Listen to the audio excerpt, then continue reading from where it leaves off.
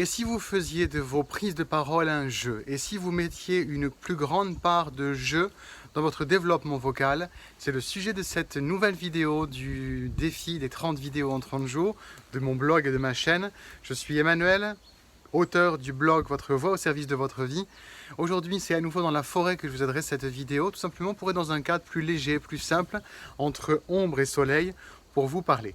Alors, comment jouer avec sa voix? Vous avez besoin de jouer tout seul, mais aussi avec votre entourage, pour que le fait de prendre plus de place dans l'espace sonore devienne quelque chose de joyeux, de goûteux, et qu'il n'y ait pas de gravité. Parce que s'il y a la gravité, vous n'allez pas réussir comment dire, dégager. Je décale un tout petit peu ma caméra pour être un petit peu moins voilà, je vais être plus dans le soleil et tout va bien. Pour que la gravité ne vienne pas, parce que la gravité, ça fait un visage qui ne sourit plus, un visage comme ça. Vous n'avez pas besoin, et surtout vous allez éviter d'être en situation de solennité quand vous parlez. Parce que dans votre vie professionnelle, les sujets graves sont assez nombreux, et vous devez trouver dans le jeu l'espace, le terrain d'entraînement pour que ensuite ça devienne naturel d'avoir la voix qui sonne plus, l'intonation plus variée, de jouer avec les accents. Donc trouvez comme ça un moyen, une idée que j'aimerais vous partager, c'est si vous voyez que vous risquez de trébucher sur des mots un petit peu complexes de votre vie professionnelle, très facile de trouver un mot complexe, il va avoir plus de 3-4 syllabes. Ou alors une expression, une tournure de phrase, eh bien vous mettez un petit jeu de cartes en place avec des sortes de jeux de tombola, vous mettez 5, 6, 10 mots en particulier, vous les mettez dans un saladier et vos enfants, vos collègues, suivant votre situation de vie actuelle, vont tirer au sort les mots et vous devez trouver une phrase avec un mot-clé donné. Bon, on ne va pas tomber dans le anticonstitutionnellement, mais voyez-vous, trouver des mots qui soient complexes, qui demandent plus d'énergie, plus de projection vocale, et jouer avec ça. Un autre jeu, ça peut être de travailler sur des émotions. Savoir parler avec la joie, avec la tristesse, avec la colère, avec l'énervement.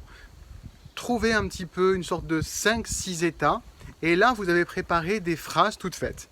Et que vous allez jouer à dire avec l'émotion que vous aurez tirée au sort. L'état, on va dire, intérieur. Celui du calme, celui avec précipitation. Mais une précipitation qui va vous demander le challenge de ne pas buter sur les mots. Ça, c'est mon deuxième jeu. Ensuite, troisième jeu que je vous propose, c'est de savoir chuchoter, savoir parler très doucement, beaucoup plus volumineux, et de pareil, trouver un petit texte. Ça peut être un paragraphe, ça peut être dans un article, peu importe la source, mais essayez que ce soit avec du langage qui soit proche des mots que vous employez dans votre vie professionnelle. Donc vous allez sur un blog, sur le domaine qui est votre métier, vous prenez un paragraphe et vous le dites à différentes hauteurs de son.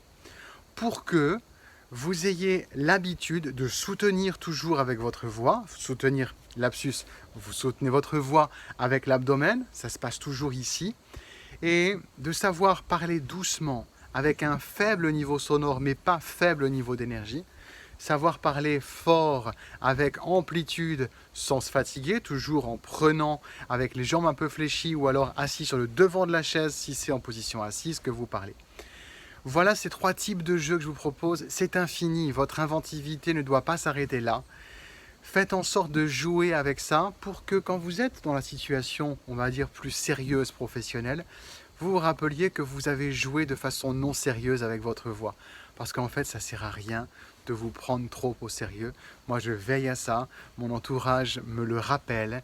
Mes élèves, mes étudiants me le rappellent aussi. Parce que quand je passe trop de temps à être sérieux, je vois leur attention chuter. Gardez la joie vissée au corps quand vous parlez aussi. Et le meilleur rappel de la joie, eh bien, c'est de sourire en parlant. Et aussi, allez faire un tour sur mon blog, Votre voix au service de votre vie. Vous pouvez demander à recevoir mon bonus, qui est celui de ce livre que je vous ai écrit, 5 clés, 5 outils pour dépasser la peur de prendre la parole, et vous allez voir que vous serez surpris des outils que je vous donne pour vraiment faire de votre parole quelque chose qui soit, je le dis clairement, l'atout numéro 1 de votre réussite professionnelle, que vous soyez dans un cadre d'études, dans un cadre de développement de votre vie en tant que salarié ou entrepreneur. Dans tous les cas, vous êtes les entrepreneurs, entrepreneuses de votre vie, et votre voix, c'est le média premier de toute personne, et ce depuis toujours, jusqu'à l'extrémité du parcours de l'humanité. Nous aurons toutes et tous besoin de la voix. C'est notre médium premier de la réussite professionnelle. Alors c'est pour ça que je vous offre tout ce contenu à travers mon blog et ma chaîne. Portez-vous bien, je vous dis à demain.